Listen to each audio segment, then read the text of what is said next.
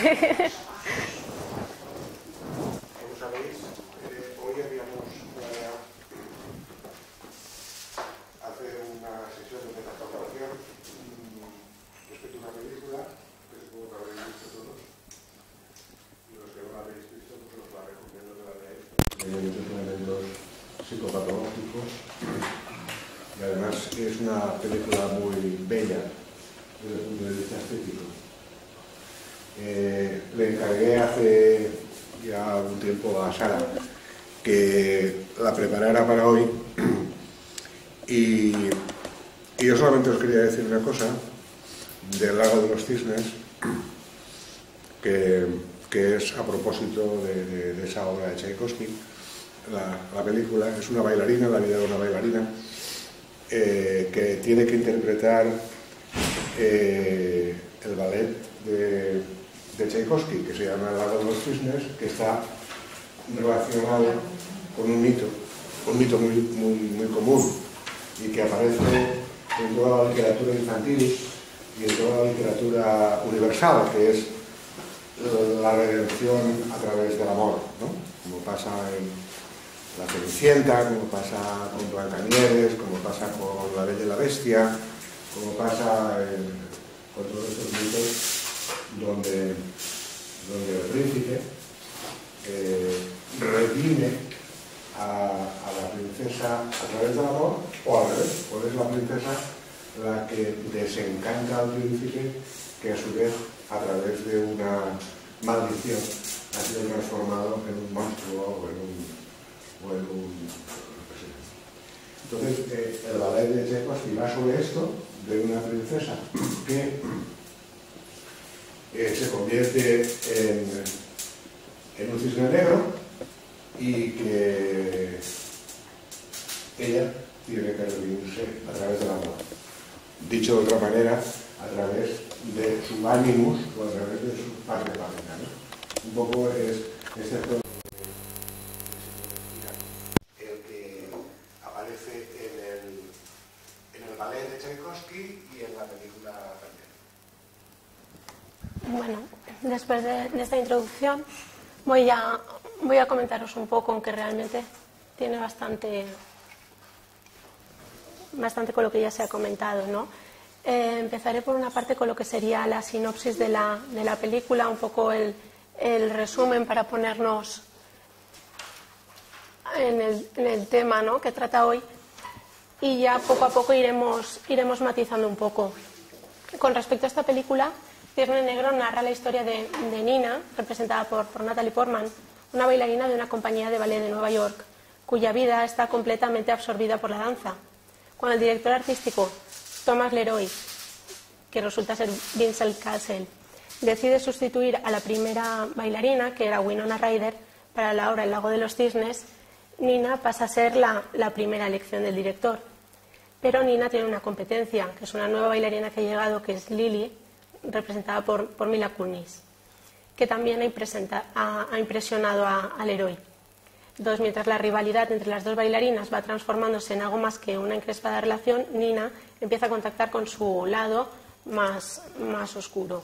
Entonces, como decía el doctor Traver, como requisito de la obra del Lago de los Cisnes, es necesario que una bailarina interprete al mismo tiempo tanto al inocente cisne blanco como al sensual cisne negro.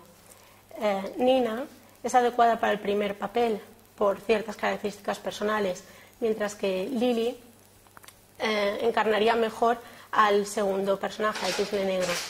Entonces, de todos modos, Nina es designada para protagonizar la puesta en escena ambos papeles.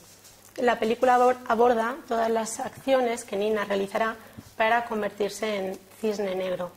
Entonces, bueno, uno cuando esto es muy básico, ¿no? Uno cuando acaba de ver la película, yo por lo menos me remonté al periodo de la infancia del colegio, en el que nos explicaban los elementos de la comunicación y los objetivos.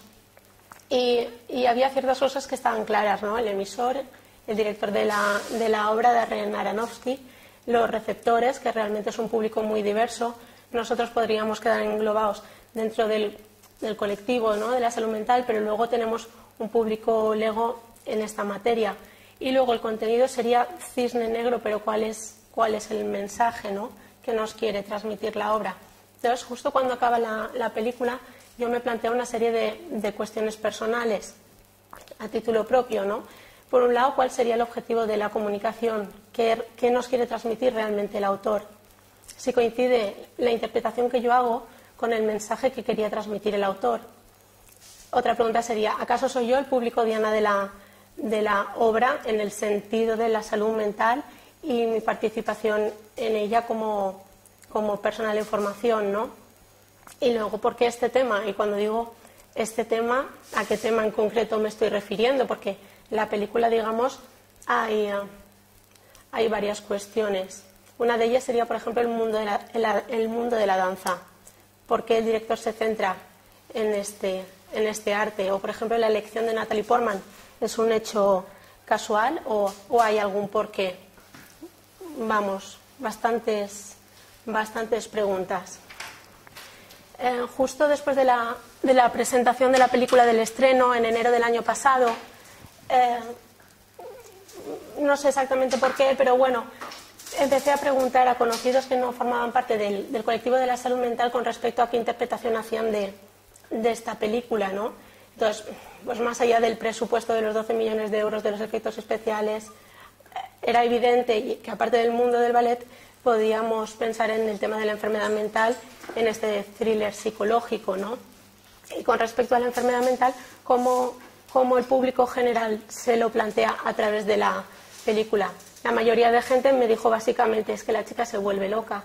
Hubo quien concretó y haciendo una interpretación y diciéndome es que lo que ha tenido o lo que tiene es una esquizofrenia, ¿no? Entonces, aquí dejo anotados los criterios diagnósticos de lo que sería la esquizofrenia, dejo remarcados algunos en rojo, que pienso que sí que podrían quedar patentes en la película de algún modo, pero ya digo que esta es la visión del público lego. Luego explicaré un poco la perspectiva que yo le doy. Antes de esto me gustaría comentar dos personajes de una forma muy sencilla. Me voy a centrar solo en dos.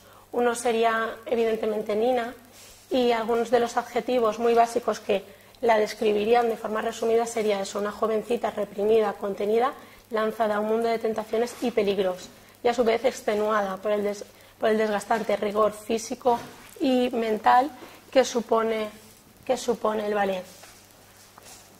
Por otro lado, he puesto la madre del artista un poco dándole un toque humorístico, porque ¿qué es del artista si detrás no está su madre, ¿no? En el caso de la película viene representado por el personaje de Erika. Se trataría de una mujer que podríamos describir pues como autoritaria, celosa, desesperada en algunos momentos se llega a mostrar. Sigue tratando a Nina como una niña y es una antigua bailarina que parece que mantiene unas ilusiones a expensas del proyecto vital que tenga Nina en el arte. Entonces, con toda esta situación de la madre, de esa relación, del vínculo que se establece, en el que prácticamente nadie puede ser incorporado, Nina, digamos que intenta liberarse, esa es la sensación, ¿no? Intenta liberarse del dominio seductor materno, que rechaza cualquier cuestionamiento de la imagen de niña dulce. Rechazo que calza directamente a la dimensión paterna y a los hombres que puedan rodearla. ¿Qué pide esa madre a cambio de ese amor mortificante? Quiero decir, la única forma en la que se establece la relación entre esa madre y esa hija es siempre y cuando Nina sea, digamos, una niña, y en ese sentido la posibilidad de que se desarrolle como mujer adulta con relaciones sexuales y demás, dicho así a grosso modo, choca con el planteamiento que tiene la madre. Incluso el tipo de relación que se establece cuando la madre en un momento dado le comenta es que lo dejé todo por ti, ¿no? Quiero decir, ahí Nina le debe una especie de debe estar, digamos, sometida si quiere mantener esa relación estable.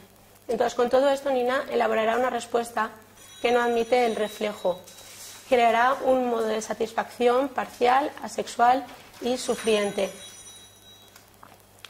Por otra parte, las excitaciones eróticas y las fantasías inasumibles que suscitan ese puesto de princesita con el director y con otros hombres no pueden ser admitidas en un mundo psíquico y relacional.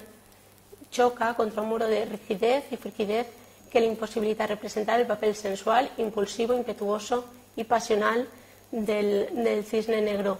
Digamos que en esa puesta en escena quedaría de algún modo representado la vida de Nina. Por un lado, el funcionamiento que ella tiene habitualmente como cisne blanco, digamos, y esa incapacidad para poder manejar la ambivalencia y poderse comportar como un cisne negro. De ahí que el director se plantease incluso esa otra actriz representada por Mila Kunis para ese papel, ¿no? Entonces, esto lo dejo aquí puesto porque, como habíamos dicho, cuando le pregunto a la gente un poco sobre qué se plantea con esta película, cómo la interpreta, qué conclusión saca de ella, la mayoría me dicen es que esta chica se volvió loca, y alguno me concreta es que lo que tenía era una esquizofrenia, ¿no, Sara? Yo, desde mi punto de vista, a lo mejor no puede coincidir o no con el resto de los compañeros, pero bueno, yo me planteo más el diagnóstico de un trastorno obsesivo-compulsivo de la personalidad de base, más aparte que haya esa ruptura biográfica con el desarrollo de los síntomas psicóticos a posteriori en esa situación, digamos, de estrés. Entonces he dejado, bueno, algunos adjetivos, algunos ítems que sí que se podrían corresponder, pero tampoco me voy a entretener mucho en esto. Entonces, como habíamos dicho, esta cuestión de los elementos de la comunicación y el planteamiento que yo me hacía, esta interpretación que yo hago desde una perspectiva de salud mental, ¿se ajusta a lo que el director quería transmitir o está yendo más allá de los objetivos de la película? Porque al principio digo, pues no lo sé, y a lo mejor no se me acaba de quedar totalmente claro. Pero bueno, el intento lo he hecho de repasar entrevistas y demás, tanto con el director como con Natalie Portman, para ver ellos cómo se planteaban esta obra. En el caso de Natalie Portman, ella en una de las entrevistas que estuve ojeando, lo que más le llamaba la atención, y puede ser uno de los motivos de que afectara el papel, sería, comentaba ella, esa dualidad del mundo del ballet que se establece entre una delicada apariencia, la puesta en escena, versus el mundo cruel y truculento que implica las bambalinas y el entrenamiento diario en el ballet. También comenta ella, es una opinión personal que tiene ella, respecto a que en este mundo del ballet las mujeres son las estrellas, son las que encarnan, digamos, el éxito, pero tras la sombra considera, ¿no?, que son los hombres como directores, como encargados de escenografía, directores, etcétera, los que se encargan de controlar, ¿no?, esa puesta en escena, y además realizan unas demandas un poco desajustadas entre lo que sería la mujer y esa mujer que debe encarnar a una niña de porcelana, ¿no?, esa dualidad también. Por otro lado, ella hace un comentario con respecto a las madres como impulsoras de la carrera profesional artística en el ballet. Yo no me lo había planteado hasta ese momento, pero sí que me parece correcto que si un niño o una niña tiene que empezar en este mundo artístico, de no empezar su entrenamiento entre los 3 y los 4 años, difícilmente va a poder destacar. Entonces, parte del éxito que ellos puedan conseguir se va a mantener una especie de deuda con los familiares que les han prestado ese apoyo y han dirigido inicialmente esa iniciativa de formación, ¿no?, independientemente de que la relación con los padres o las madres puedan ser de un tipo u otro. Y luego la experiencia personal de Natalie Portman en el ballet y también cursando, ¿no?, estudios de psicología en Harvard. Ella comentó pues que estuvo realizando ballet hasta los 12-13 años, luego le ha podido servir a nivel cinematográfico, y que ha cursado unos estudios de Harvard, y con respecto a esto dice textualmente: ha sido uno de los primeros trabajos en los que he tenido que recordar aspectos de mi formación, porque puedes ver de veras la naturaleza obsesivo-compulsiva de los bailarines y sus rituales casi religiosos, como estrenar zapatos nuevos o ir siempre al mismo bar. Es un comentario que hace ella. Luego otro que me sorprendió bastante es, también está la disociación que ella, refiriéndose a Nina, experimenta cuando se ve a sí misma fuera de su cuerpo. Es muy común en mujeres maltratadas. Con respecto a este último comentario, ella, Natalie Portman, se refiere a la escena que debe interpretar, en la que está en una zona de metro, de tren, y va pasando por una especie de túnel, y en un momento dado ve cómo pasa una chica, que es exactamente ella, y se le queda mirando, y luego continúa el paso, ¿no? Porque hay mucha confusión con respecto a cuál es la pretensión de que Nina vea un doble. Ese doble realmente es una fantasía que tiene ella, realmente lo llega a ver. Bueno, en concreto Natalie Portman dice que ese momento ella lo interpretaría como una disociación del personaje en un momento de estrés. Luego, ¿verdad? Sí, es verdad. Momentos cerca de la muerte, la autoscopia. Luego, otra anotación que hacen, bueno, simplemente comentan que aquí realmente esta película es una película de largo recorrido. Desde 2012 lleva el director planteándosela, ¿no? Y ya desde ese momento pensó que Natalie Portman podía ser el personaje ideal por varias cuestiones. Por una parte, por el aspecto físico, que es una chica muy pequeñita, de 1,60 m si tiene suerte, pero por otro lado tiene un carácter que el director consideraba que era óptimo en el sentido de la fortaleza y de la vitalidad que ella tiene y del ímpetu que le pone al trabajo, que eso tiene cierta coincidencia, digamos, con el personaje de Nina, ¿no? Entonces ya desde 2010, desde 2000, que ya hacen años, se planteó a Natalie Portman como la estrella, y hubo un momento en el que le comentó, ¿no? Dice, él le dijo acerca de las escenas de sexo entre las bailarinas competidoras, y Portman recuerda: pensé que eso era muy interesante porque esta película es, en muchas formas, una exploración del ego de un artista y esa especie de atracción narcisista para consigo mismo que es al mismo tiempo repulsión. A mí este comentario me recordaba, a lo largo de la película, aunque luego lo decimos un poco, a lo largo de la película sí que vemos que hay muchos, evidentemente, elementos que forman parte del ballet incorporados de una manera incesante, ¿no? A lo largo de las escenas. Un elemento que se repite muchísimo es el de los espejos, ¿no? Y es evidente que en el mundo del ballet tú eres tu mismo admirador, pero también tu peor enemigo, ¿no? Ese reflejo, por una parte, puede representar la dualidad, y por otro lado indica de algún modo que tu trabajo va a estar siendo visto de forma milimétrica y juzgado en esos pocos minutos que tú tengas para poder demostrar, quiero decir, por una parte el estrés que eso supone, y por otro lado el narcisismo y esa repulsión que comenta Natalie Portman de forma resumida. Con respecto a Darren Aronofsky, el director, ¿vale? ¿Por qué le viene esta idea? ¿Cómo se le ocurre? ¿Qué interés tiene él de hablar sobre el ballet y una chica que enferma, digamos, así dicho simple? Pues bueno, el director se interesó en el ballet por primera vez cuando su hermana estudiaba danzas en Nueva York, ¿vale? Y bueno, y un director, quieras que no, el cine como arte proyectivo, digamos, tiene de él la obra. Y en este sentido, cuando él ha hecho diferentes films, ha llegado un momento que ha dicho: ¿qué puedo tomar de mi vida que me pueda valer para centrar una historia? Recurrió a su hermana, recurrió al hecho de que ella durante muchos años se dedicara a la danza, y pensó que el análisis de ese mundo podría ser interesante.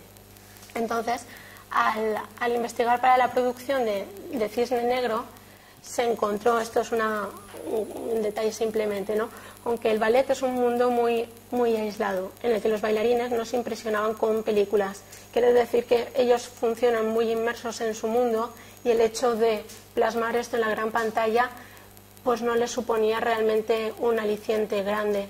Tuvo que, parece ser, que insistir bastante hasta encontrar bailarines tanto retirados como activos que le pudiesen transmitir sus vivencias para luego seleccionar las que le podían interesar en la película.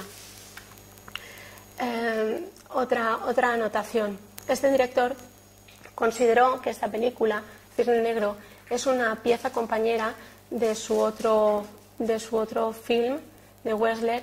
No me sale ahora el nombre en castellano. Es un luchador de estos de lucha libre de ring, ¿no? Recordando uno de sus tempranos proyectos acerca del romance entre un luchador y una bailarina, que es una situación que se da en esta película anterior de Wexler. Eventualmente separó ambos mundos al ser demasiado para una sola película, y de esa escisión es de cuando surge la idea de Cisne Negro, ¿no? Él comenta: algunos consideran a la lucha como el arte más bajo, si es que se le puede llamar arte, y al ballet algunos lo consideran el arte más elevado. Pero era asombrosa para mí la similitud que tienen los intérpretes, tanto Mickey Rourke como Natalie Portman, en cada uno de esos mundos. Ambos hacen uso increíble de sus cuerpos para expresarse, y además hay un matiz común en la lucha libre y en el ballet, que podría ser el hecho del sufrimiento. En algunas escenas de Cisne Negro sí que lo vemos, que ya entrena hasta la extenuación, tiene heridas en los pies, ¿no?, al hacer las puntillas. Y los luchadores también, en el caso de esta película, sí que se puede ver en The Wexler como es un hombre que, sacándolo de la lucha libre, no tiene vida, no tiene mundo, y prefiere volver, aunque sea como un fracasado, que mantener un estilo de vida, digamos, normal, ¿no? Era en una charcutería o en una cosa, en un negocio. Bueno, la idea básica para esta película comienza cuando el director contrató guionistas para rearmar un guión llamado El actor suplente. Y ahí es cuando explora la noción de ser acechado por un doble. De este modo concibe la película al conectar su visión del lago de los cisnes con esta idea clave del acecho. El director estaba, por un lado, preparando el guión para este trabajo, y resultó que tiempo después acudiría a ver una interpretación del lago de los cisnes, y en el hecho de ver al cisne blanco, cisne negro, en esa actuación pensó: uy, esta idea de los dobles, esta idea de que me pueden quitar el papel, puede aparecer un suplente, voy a utilizarla. Parece que esa es la idea básica que realmente quiere transmitir el director, esa vivencia de acecho. Como habíamos dicho, en cuanto a la película, existen ciertos detalles en el decorado, ¿no? Uno de ellos, como había comentado, era la imagen de los espejos, tiene mucho significado. Y luego otra incluso podría ser, que luego la comentamos, el de los focos. Me parece que incluso en el tráiler de la película se dice algo así como: detrás de cada foco necesariamente debe haber una sombra, ¿no? Quiero decir, eso también lo vamos viendo tanto en el decorado de la película, como yo creo que de una forma simbólica se puede ver en el personaje de Nina. Esta es una de las situaciones más complicadas, quiero decir, a la hora de ver la película, esa metamorfosis, porque va más allá de lo psicológico. En la película los efectos especiales permiten que Nina pase de ser una chica contenida, reprimida, en la que la madre le dice: te tienes que tapar esta cochinada, o algo así, ¿no? Son unas lesiones que se va haciendo ella con el rascado. Puede ser una forma de aliviar la ansiedad que va padeciendo ella.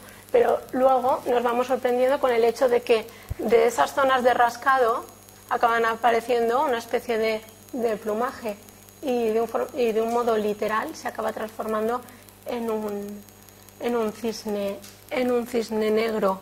Es decir, ¿esto qué es lo que pasa aquí? Realmente el director tampoco le da demasiada importancia a este hecho. Parece una cuestión de tener un presupuesto para invertirlo ahí.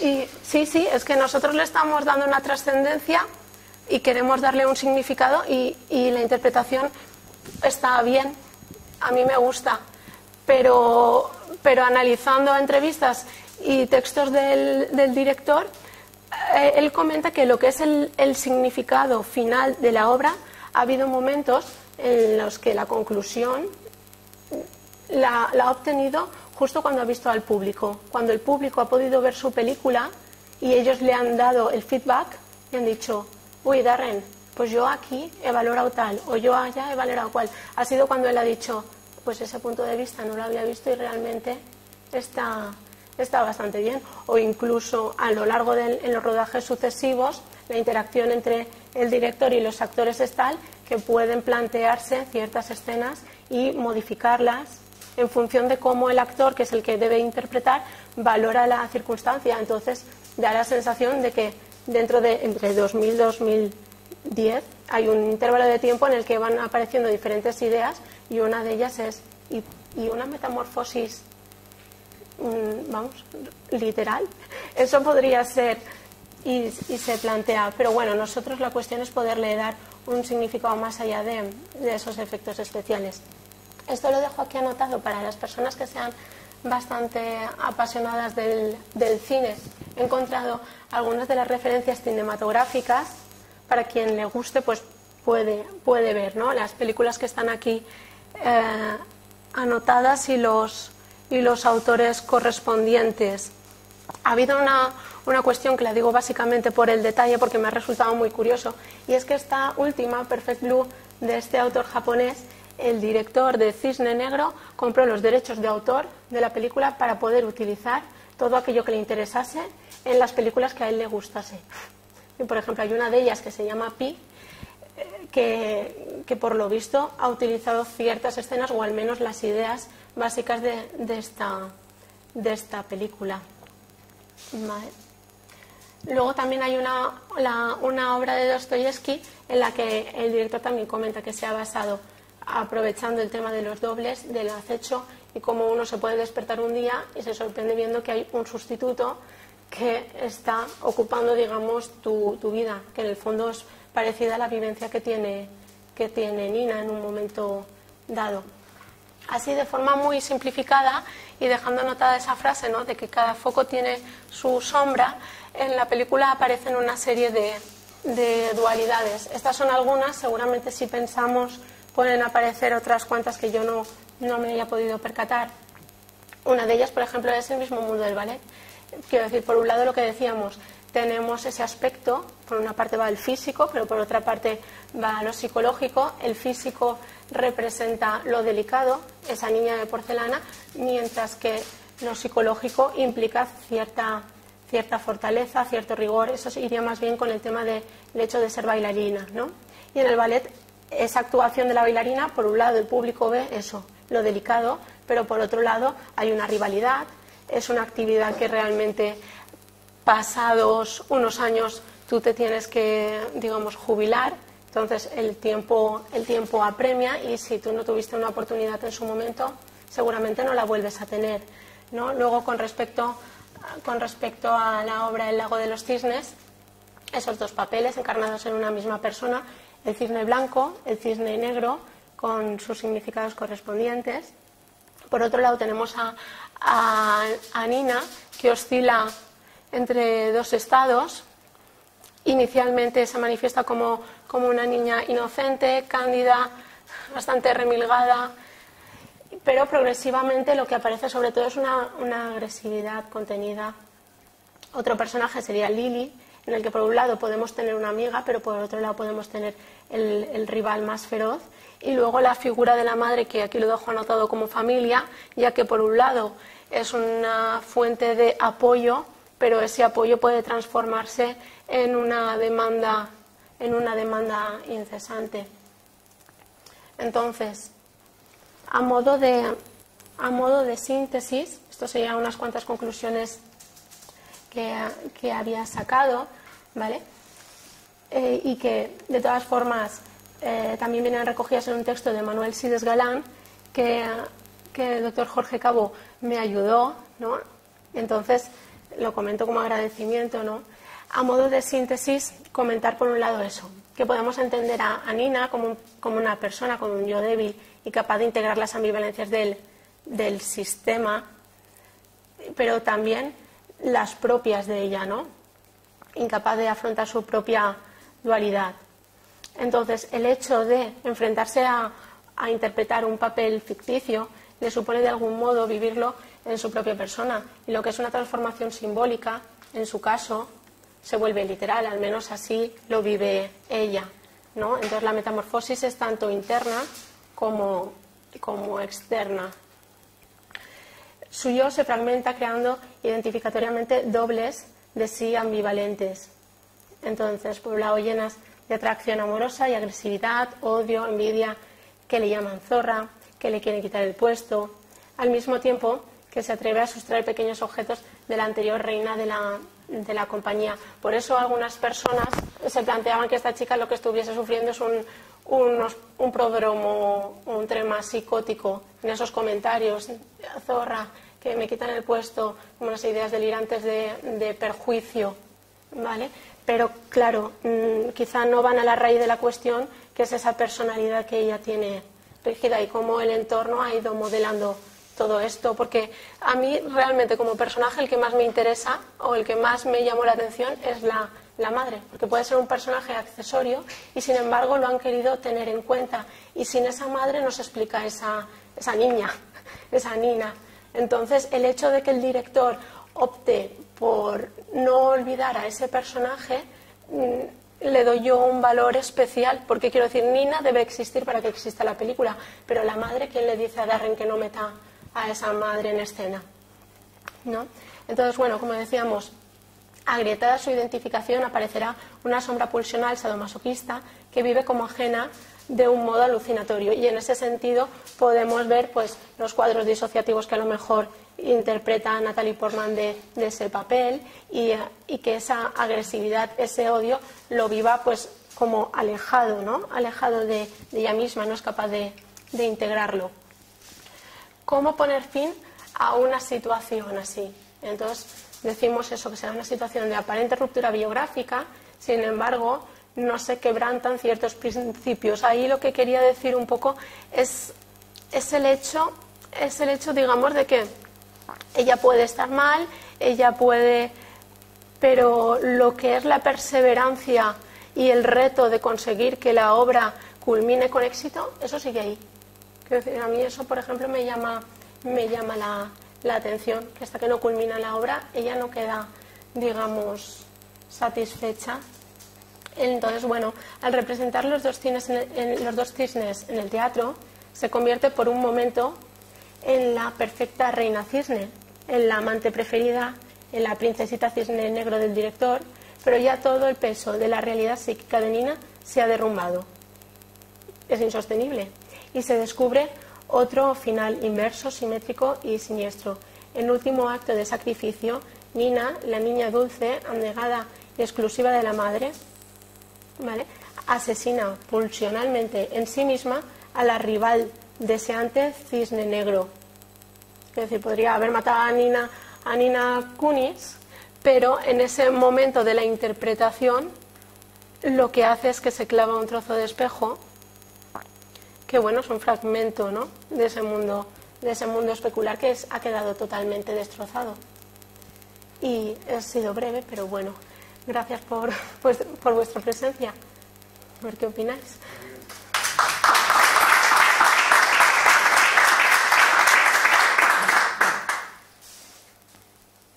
Lo has hecho muy bien. Muy rápida. Es que la otra vez puse tanto texto que me di cuenta que igual no era la mejor opción. Digo, vamos a hacer algo sintético, pero de síntesis ahí, pero algo más conciso. Pero bueno. Pero ya digo que Jorge Cabo también tiene un poquito de culpa, que me ha echado un cable, y eso hay que reconocerlo. Sí. No sé. Hombre, a mí me interesó sobre todo el poder plantear la metaformación, porque me pareció una película muy interesante. Pensé, ¿para qué voy a hacer otra? ¿Cómo me he metido en una metaformación si ya he hecho una antes? Pero me gustaba la idea de poderlo presentar también para compartir un poco la visión que habíais tenido el resto con respecto a la película. La lástima es eso, que ha sido casi un año después, pero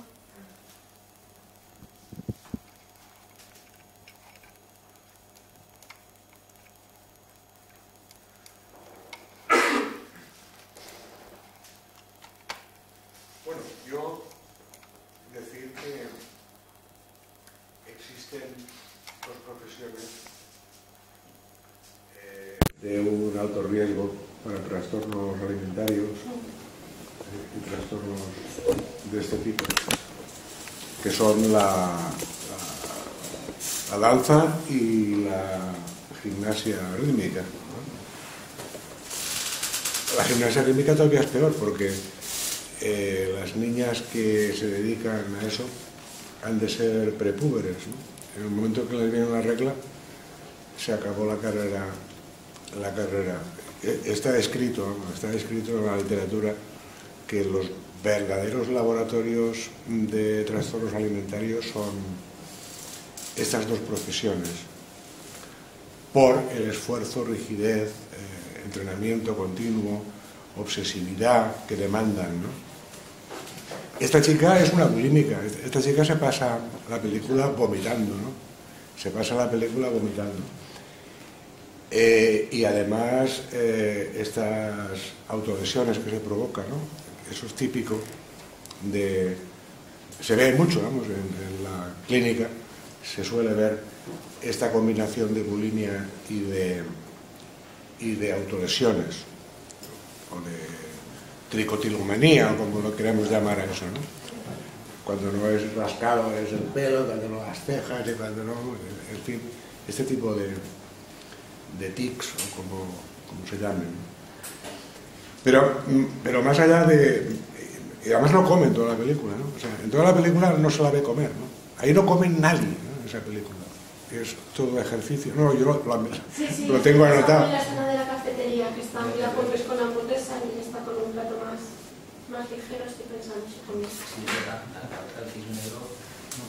Una hamburguesa carnívora. Hoy he leído en Facebook un comentario de estos filosóficos que a veces la gente hace y dice: el ideal para una mujer no es encontrar el hombre adecuado, sino comer y no engordar. Es decir, comer y no engordar. Y es lo que hace esta, ¿no? Si come, pues no engorda. Porque evidentemente si engordara no podría hacer ese trabajo. Es un trabajo, digamos, que exige la delgadez, ¿no? Tú has dicho que el personaje que más te gustó de la película era la madre. A mí el personaje que más me gusta de la película es el escenógrafo ese, o el coreógrafo, el director ese. El director ese, que es el que trata de encontrar a la puta interior de ella, ¿no? Y lo consigue, ¿no? De alguna manera u otra, ¿no? Le consigue sacar esa sombra, ¿no? que enterrada en algún lugar, que es lo que tú llamas la metamorfosis, que a mí me ha gustado eso que has dicho de la metamorfosis, de las alas y del cisne. Está muy bien eso, ¿no? Como lo has contado.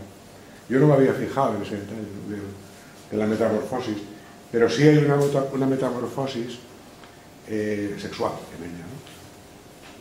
Luego tampoco has dicho nada de la escena lesbiana o lesbiánica o lésbica que tiene lugar entre ella y la otra, ¿no? Es la amiga.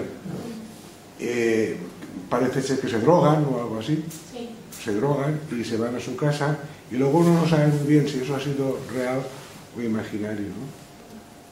Por eso no lo he planteado, porque tenía también la duda, ¿no? Esto, quiero decir, el director sí que consigue que uno se quede en ese estado de confusión también, de qué es lo que ha pasado, perdón. ¿Qué es lo que no ha pasado? Me puedo hacer la idea del personaje, porque yo he salido con ciertas escenas que no sé exactamente. El director esa, por ejemplo. El director escénico le manda dos mensajes brutales de impacto psicológico. Uno es: le están transmitiendo no beba el cisne negro, no beba el cisne negro. Y la otra le da un trabajo que es masturbarse en casa con el tema de la sexualidad. Y entonces ahí en eso no te queda claro si es una cosa fantaseada, porque luego la otra responde eso, que sí, que acabó la noche de fiesta, pero acabó con dos tíos, que no acabó con ella. Entonces que no se sabe si es una fantasía en un ejercicio masturbatorio o una realidad de un encuentro sexual entre de tipo homosexual. no lo deja claro. Yo vi la película hace tiempo, pero en esa escena que está con la amiga, ¿no hay un momento que se ve a sí misma? Sí. Sí, Así que hay un momento. sí, Claro, yo creo que es todo fantaseado más. Y a su madre sentada también allí. Ve a su madre. Sentada, sí. Yo, de hecho, en esa línea que estaba comentando el doctor otra vez, yo la he visto recientemente, no pude ir al cine en su momento, y que la hayas hecho esta sesión un año después, a mí me ha permitido poder verla y quedarme fascinado con la película. Yo estoy de acuerdo en que, si no el mejor personaje, el personaje clave para mí es la madre, y sobre todo porque yo pienso que esta chica, yo había oído solo de la película, ¿no? Que, bueno, los trastornos alimentarios, el tal, pero para mí, sin tener que ver, los trastornos alimentarios en esta película es lo mismo que la guerra civil apanegre, que no sé si la habéis visto, que es solo un pretexto, un contexto donde pueden salir cosas intrínsecamente humanas que solo salen ante situaciones socialmente límites, como es la guerra civil o como es la vida y la madre de esta mujer. Yo pienso que la explicación esta de que los trastornos alimentarios tienen gran componente social es este ejemplo. Esta chica, en otro entorno, con otra familia, hubiéramos visto otra clínica, posiblemente, pero dedicándose a esto, es lo alimentario lo predominante.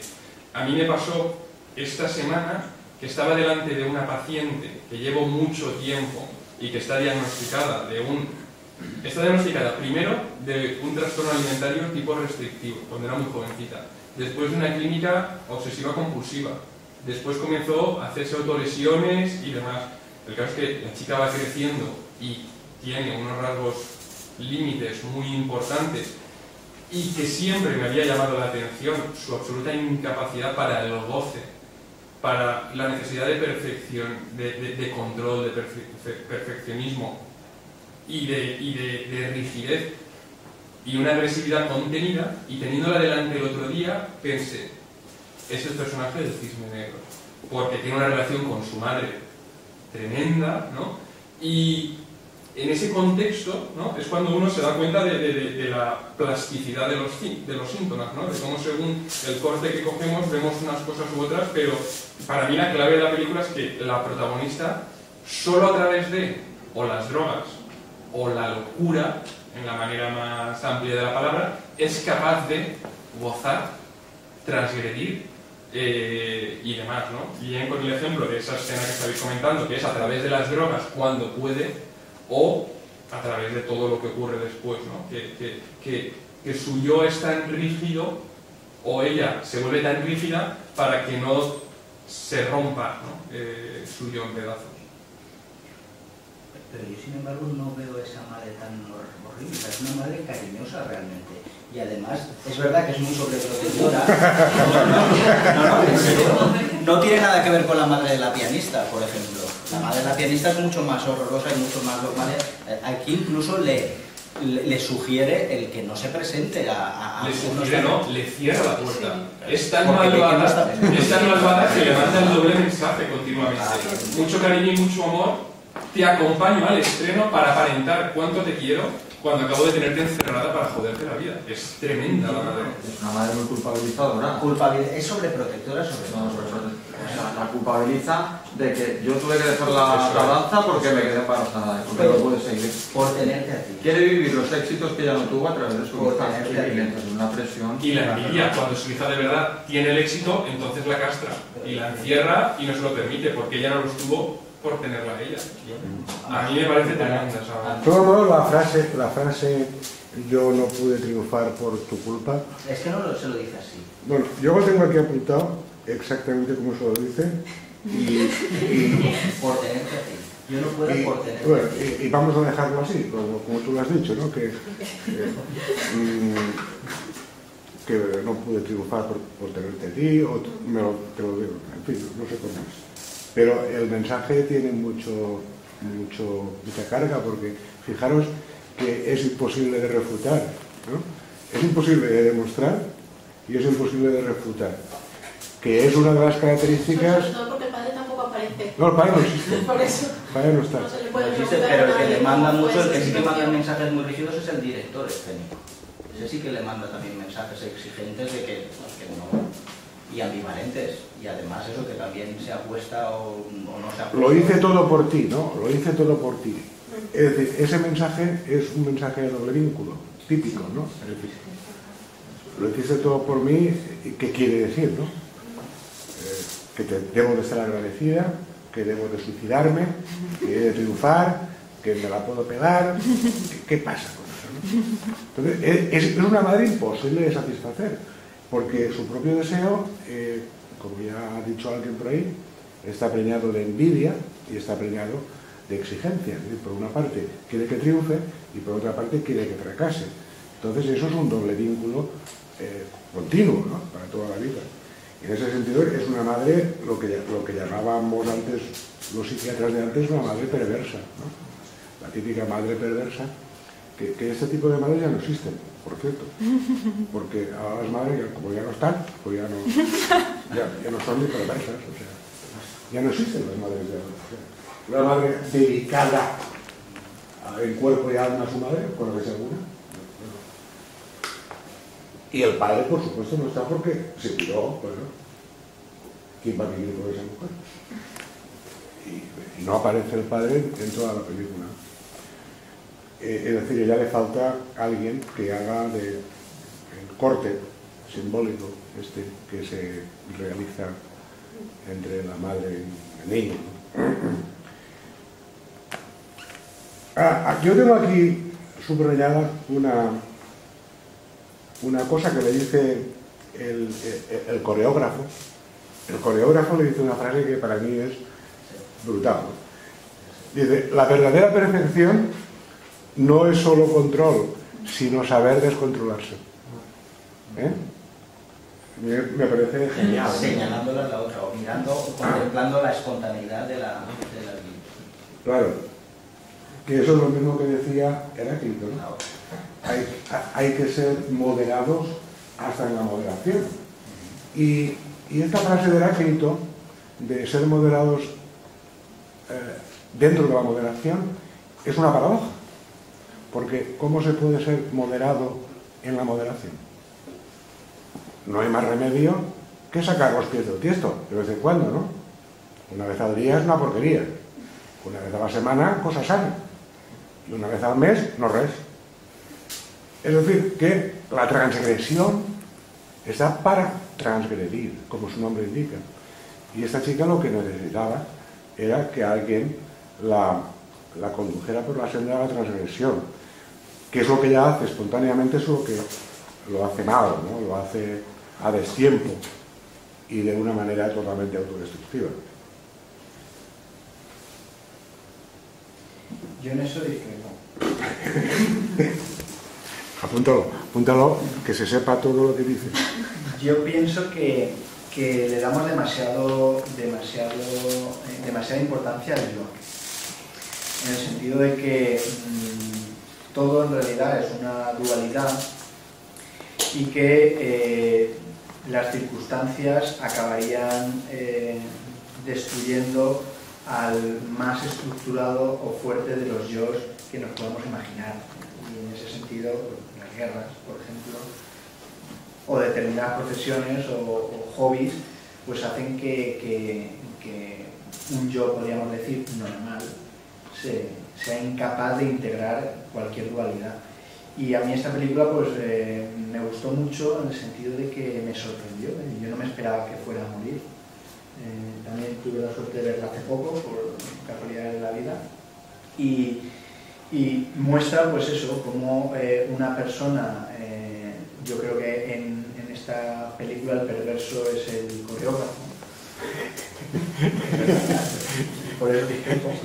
En el sentido de que... Ya he entendido por qué discrepa. Yo también lo consigo. Tú siempre defendiendo a las mujeres, coño. Me criaron 4. Entonces, pienso eso, que todos los yos estamos siempre jugando entre una dualidad, ¿no? Y esa dualidad se ve muy representada en los trastornos de la personalidad. En los trastornos de la personalidad, yo creo que cada uno de los trastornos de la personalidad es quedarse en un polo de una forma de ser. Y la personalidad sana es la que es capaz de jugar en ese espectro, ¿no? El concepto de shift personality, pues el perfil más obsesivo, ¿no? Cuando estás, por ejemplo, en tu trabajo, porque tienes que controlar muchas variables, y luego pasas a ser dependiente en el entorno familiar con tu hijo o con tu madre, y luego pues te toca hacer un poco de psicopatón ante un hermano, en fin. Es decir, que esa capacidad de cambiar y de adquirir un rol diferente en realidad sería el yo fuerte, ¿no? Y que en realidad la mayor parte de los yoes pues, lo que son débiles, y eso es bueno porque el entorno, tú te dejas influir por él y adquieres la forma que más adaptativa de alguna manera, ¿no? Y el que de alguna manera se queda estructurado en una sola forma sería el que genera un trastorno de la personalidad. ¿Qué es lo que no encaja en todo esto? Serían los límites, que sería pues, esta paciente que se estaba intentando estructurar en una anorexia, en una rigidez, en una bailarina dócil, obediente y muy rígida, y que el perverso, permitido también por su madre probablemente, le intenta sacar esa otra parte que esta paciente o esta persona es incapaz, y jamás habría que sacarle y hacerle contactar con su parte mala, porque no va a saber gestionarla claramente. Y si se la sacas con drogas, pues acaba volviéndose psicótica y acaba, porque eso ya yo creo que no es ni una fantasía, lo que está ahí alucinando y tiene una psicosis tóxica, ¿no? Y al final pues acaba matándose. Pero el coreógrafo es solo es el catalizador. Él no es la clave en la vida o en la personalidad de esta chica. Lo que ocurre es que le sugiere, él adopta, claro, lo que pasa es que yo creo que desde un lenguaje cinematográfico nos lo presentan como él adopta una actitud que dice, a mí lo que me interesa es que consigas el personaje. No, eso le interesa a él. No, a mí lo que me interesa es que consigas el personaje. Ahora bien, voy a jugar contigo con la ambivalencia de, bueno chica, si al final acabamos follando bien, pero si no, no necesito follar contigo porque me voy a follar a las demás. Y esa ambivalencia ella no la puede tolerar, claro, porque ve que la otra, que sí que va a conseguir el papel, ella cree que lo va a conseguir porque se lo puede follar, y ella dice, yo no me lo estoy pudiendo follar, y no es eso. Lo que pasa es que cinematográficamente hay dos escenas de juego en la que la cara de él es un poco viciosa, pero para transmitir esto, claro, pero la perversión del doble mensaje continuo la está transmitiendo la madre desde que es niña. Lo que pasa es, claro, que es un personaje que actúa pues eso, como el catalizador que prende la llama en un momento determinado. Pero él lo que no busca es, quiero decir, es él seguirá con su vida, se haya muerto, se lo hubiese zumbado o hubiese pasado cualquier otra cosa, porque es solo circunstancial que aparece en ese momento. Y yo estoy de acuerdo en lo que tú dices, que se precipitan las cosas porque trata de llevarla a donde ella no tiene acceso, pero de eso se trata la terapia. Es decir, eso no es una terapia. Pero con una paciente así, que no satisface su propia vida, que no es feliz, que está de esa madre hasta el moño, que no puede salir, a lo que hay que acompañarle es a conseguir ese goce, pero de una manera contenida. Eso no lo puedes hacer si estás gozando de ello. ¿Gozando quién? El maestro. ¿El terapeuta? Pero no se la quiere follar, porque quiere tener éxito, quiere que la obra sea un éxito y desde pero le da igual todo, le da igual la salud. Pero no sé, yo creo que no le da igual la salud. Es un deseo, no es follarse. Acaba con la carrera de la otra, que claro, la otra también se autodestruye. Porque ya no le vale, principal. porque ya no le vale, porque ya es mayor y ya no está bailando. No le sirve, Pero no es por esfollar, es porque sean los números uno, porque desde su punto de vista artista será él el que triunfe en la obra. Follar o no follar, yo creo que... No podemos olvidar de que es ella la que le quita el papel, ¿eh? Sí, claro. Es ella la que le quita el papel. Y ella quiere ser, y además se identifica con los objetos Es decir, que va quitando. que ahí hay una... todo comienza cuando ella se plantea que ella quiere ser la primadonna esta, ¿no? Bueno, yo creo que ha sido una sesión estupenda. Lo has hecho, te lo vuelvo a repetir, muy bien. Con más lo que has dicho que lo que has escrito. Lo que has dicho yo creo que has improvisado cosas muy interesantes y sobre todo el punto de vista del director, que eso es una novedad, para mí por lo menos. Y te felicito por por tu sesión, pero no creas que será la última, porque aún te queda otro año de recortes y quizá aún otro hasta que comiencen a salir plazas de psiquiatría. Con lo cual te felicito. El próximo mes de febrero, luego hablaremos tú y yo sobre eso. El próximo mes de febrero vamos a hacer una sesión que la va a hacer Nuria y que será sobre psicología evolucionista. Le encargué a Nuria hace tiempo ya, cuando estuvo rotando por Villarreal, que la preparara para que nos explicara en qué consiste eso de la psicología evolucionista, de la que nunca hemos hablado aquí. Y al otro mes, el mes de marzo, después de la Magdalena, vendrá el doctor Antonio Grandío, que es el cameraman, y hablarnos de terapias de tercera generación y todo esto, de Krishnamurti y todo esto, en el cual es un experto, por cierto. Y nada más, deciros que el viernes que viene se ha suspendido la sesión de Fernando Colina, porque no puede venir porque lo han citado los gerentes de su hospital por el rollo de los recortes, y que hasta nueva orden pues no hay fecha para que venga. Bueno, muy bien.